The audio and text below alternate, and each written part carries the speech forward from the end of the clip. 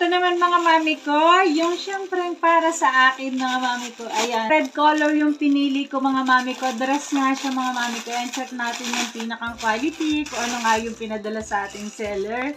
Ayan siya mga mami ko. Bali, red color nga mga mami ko. Tapos ang effect niya mga mami ko, ayan. Sobrang plain nga lang din niya sa unahan.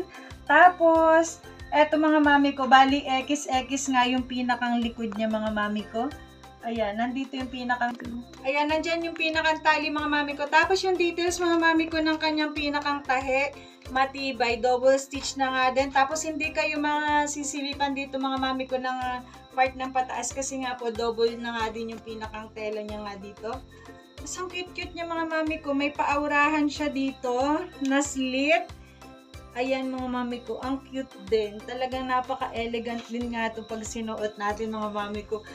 Ipapakita ko na lang to sa inyo mga mami ko pag nasuot ko na. Ayan mga mami ko ha, mag-check out na rin kayo nito mga mami ko at talaga naman bonggacious din ang kanyang datingan. Napakamura lang nito mga mami ko pero ang ganda-ganda, pang-elegant na talaga siya.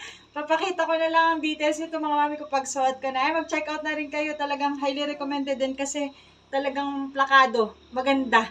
Ayan, check out na. Nandiyan lang ang link sa Yellow Basket. Lagay ko na lang. Check out na. Bye!